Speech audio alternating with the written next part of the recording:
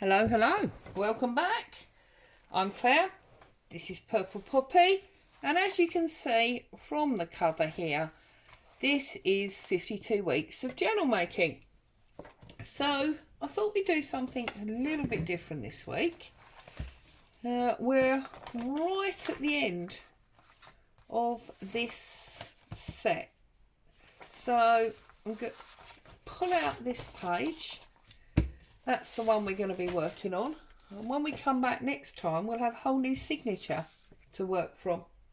So I'm going to be working with these beautiful background papers. These are from the wonderful G over at Happiness and Crafting, and this set is called Background Papers number 3. So the first thing I'm going to do is I'm going to trim off my white edges. I'm doing both at the same time because I have decided that this guillotine is much happier, she says, with thick paper than it is with thin. It's fantastic with card, and then down that side and across there. So easy peasy, we've got rid of our white. If you're printing borderless, then obviously this is a step that you don't need to do. And what I'm going to do today is I'm going to do a quadrangle pocket page. Well, that's what I'm calling it anyway. Sorry, mouthful of coffee there. Right, so, oh, I did have to. Yep, there we go. So I want the same pattern on the diagonals, okay? I need to work out, therefore, how big my page is. So this is 5 3/4 wide. So I need half of that, which is 2 7/8. But because we're going to do our fold under flaps to give our pocket some depth, I need to be cutting that at 3 7/8, okay? And then it's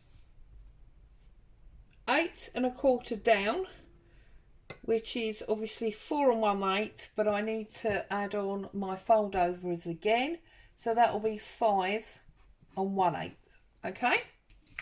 So I need 2 of each paper.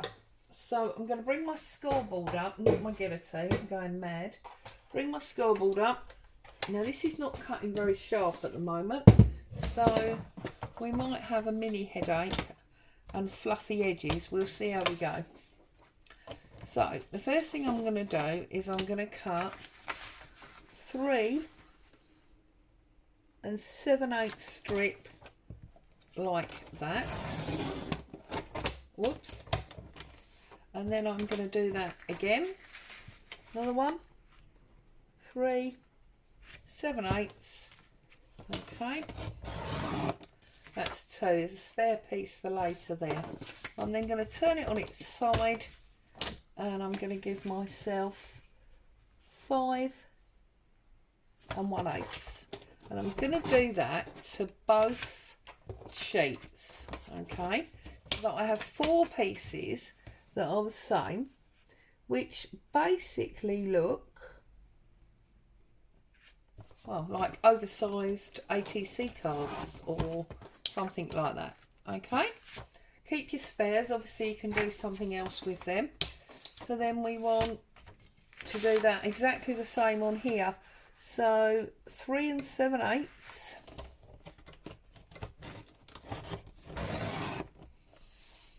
And again 3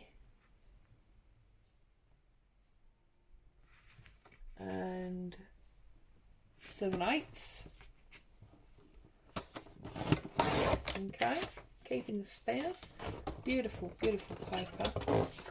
I'm going to be using this same paper in my design team project later on in October. So exactly the same, 4 pieces, okay, 2 of each design.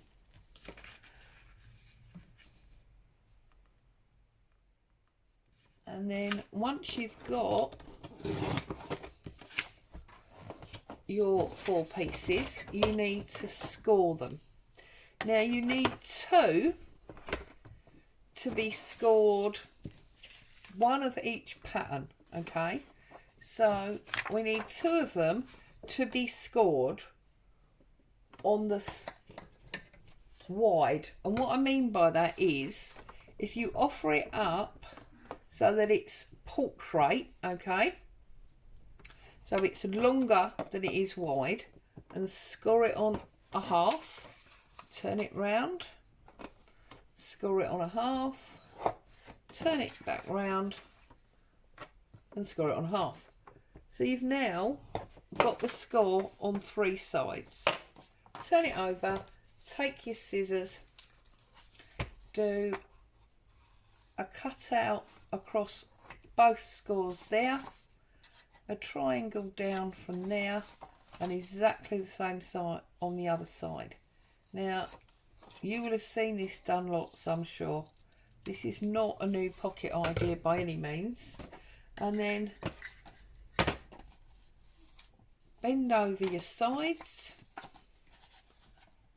and put your thumb hole in.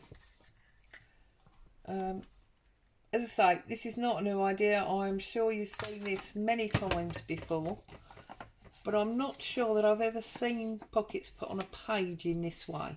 So hopefully there's something new for you there. So then we've got one of our wide pockets, okay?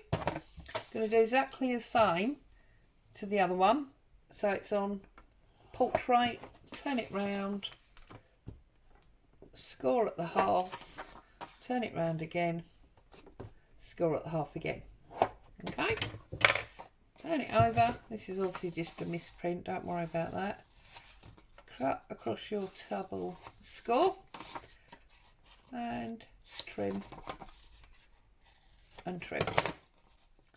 So bending them over, your score lines obviously make that very much easier. And then I'm just eyeballing it. Obviously you can measure it if you want to. And there's my 2 wide ones there. Okay, now I'm going to do narrow ones. So I'm going to put it up the same way, but I'm doing both of the long sides this time instead of both of the short sides.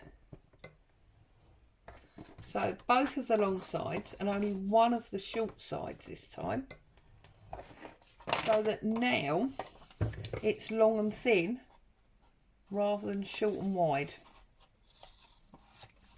I hope that makes sense.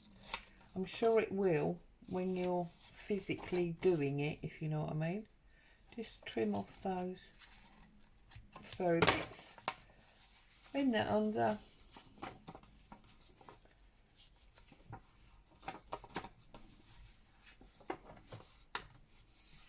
like so, and then again put your thumb hole in. Okay, so just like that. So you see now I've got a wide and a long, yeah, and then I'm going to do the other last one to be long and thin again. So exactly the same, half. I feel like all I'm doing is saying half, half. So I've just had a new freezer delivered, which is exciting. I'm sure, well, I'm not sure actually, I don't know if the rest of you are, but we're starting to get ready for Christmas here. So we're hoping that, having had a couple of disastrous years really, haven't we all, that we can have a nice big Christmas this year. So with a big Christmas comes lots of stock, doesn't it? So new freezer to take the overload. And I love baking off things that can be frozen. nice and early, like now, because it gives plenty of time for later on. You don't, feel like you're doing too much right at the very end. So there you go. So there's our 4 pockets, okay. So obviously 4 being quad, yeah. Now, here's my page, okay. Make sure which side it opens. Now, what we need is a thin one as a going up pocket. We need a side one as a side pocket. We then need a thin one as a going down pocket, and then we need another side pocket, and that is how we get our 4 pockets. Now, 4 quad going round in a quadrant, my 4 pockets. The only thing I need to do is it doesn't matter if I swap, does it? I'm just looking that I've got 2 papers at the top and 2 papers at the bottom, which is a bit weird. I need it that way. So that needs to be the top. Yeah. That one needs to go that way.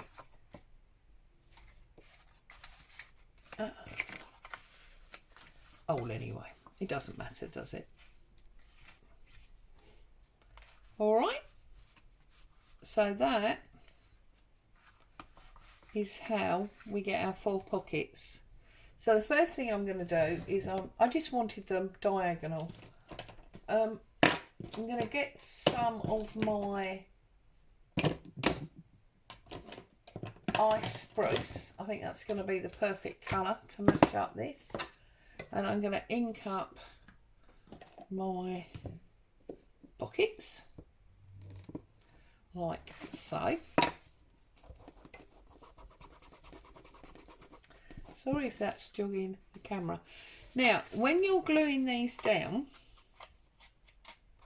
you are going to have to make sure that you glue them down in the correct order. Otherwise, you're going to have pocket entrances that you can't access. So you're going to have to be a little bit careful with that and just pay attention to what you're doing. I'll show you what I mean in a minute. So, are you all like me? Do you like the traditional Christmas baking, or is that all a bit out of sync with you guys? Do you feel you do, enough making with your paper crafts or your other crafting hobbies? I think the only problem really with baking, not necessarily for Christmas, for any time, just cooking in general, is when it goes great, you're stuck with it forever, aren't you? What I mean by that is, let's be honest, we've all been there. You've all made something that was burnt or tough or, whatever. And yet your loving family say, oh, it's lovely, Mum. And hubby's like, yeah, scrummy, whatever. Bless them. But you're eating it too. And you know that's not true, don't you? And you sort of go, oh, lucky escape. Because it was a bit of a disaster. Nobody's going to be overly excited to see it again, are they? However, when you do something and it works out well, you're sort of stuck with it forever because it was good. You know it was good. Everybody loved it, and now they just want it again and again. And I'm beginning to fear that that's the situation we're going to be in for Christmas pudding. Because last year, mainly out of boredom, I think, because we were all on lockdown, etc., etc., I chose to make our Christmas pudding. And if I say so myself, it was pretty special. So I figure, sorry, drop of coffee there. I figure that now I'm also going to be making Christmas pudding every year. Okay, so let's make sure we glue these in the right order. So this one is technically the base pocket, okay? This one is the second pocket. This one is the third pocket, and this one is the fourth pocket. Now I've chosen to do my thumb holes or finger holes all the way around the outside. If you have a problem with that, there's no reason not to say, well, I want both of my ups going ups and both of my sides. See, that one will go in, but you have to put them down in a different order. So be mindful when you're putting your pockets down that you make sure that when it's glued down and the next pocket is glued on top of it, that you are not losing access to that pocket. Okay, now I'm actually going to put them that way because I don't want that hole that close to my spine. It's going to make getting stuff in and out difficult. So I'm going for 2 ups and 2 rights, as it were. Okay, so I'm going to tip them over. Obviously, to be a true quadrant, it does really need to go the way that I put it the first place, because then it's going all the way around the outside. Yeah, but you must do what works for you. So let's put this one on first. So I'm just going to use my normal glue. I'm going to make sure I get a good press down on these. So when did that happen to you? I know it has done. When did you make something, you know, and you just got stuck making it again and again, and then people talked about it and you had to make it like for everyone? Oh, I have visions of making Christmas puddings for everyone. I don't want to, because it was pleasant enough to make, you know, it wasn't as difficult as I thought it was going to be, and it was very pleasant to eat, but they take hours and hours to cook. I have to steam for like, I don't know, 6-8 hours, something along those lines. They just go on forever. Okay, so I've got that one stuck down. I'm going to do exactly the same now on this one. I'm going to glue round on my tabs like so, and then I'm going to pop this one near the top, close to the edge, and obviously on top of our first one, like so. And then our long one. Now obviously if you wanted to, you could do this with 4 different papers so they all looked completely different, or you could do them really in all the same paper, so it was almost like secret that there was 4 of them. Whatever takes your fancy. I just thought it would be something a little bit different, a little bit fun, and with all the lovely bits and pieces that we choose to put in our journals, we've never really got enough pockets, have we? So there you go. And by giving them this fold up, they get a little bit more depth. You can put a little bit more in them. Obviously not too much, because otherwise get one of these big gator mouth type journals. And then the final one on that corner there.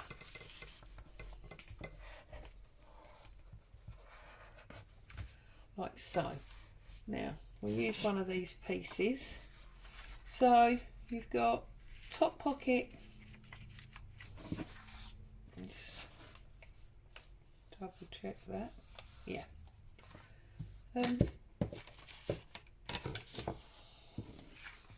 So you've got top pocket here. This piece of paper is really too big. Let's, oh, have I got anything small? Let's use my thingy. So you've got your top pocket here. You've got side pocket 1 here. You've got pocket 2 that goes that way and pocket 2 that goes that way. So all fold, you've got 4 lovely pockets on that page. That one looks a bit wonky, but I'm sure when you do it, it won't be wonky. So there you are. There is this week's final page in our 52 weeks of journal making. And there's our 4 pockets. And that came from these wonderful background papers by G. So as always, thank you so much for joining me. Happy crafting.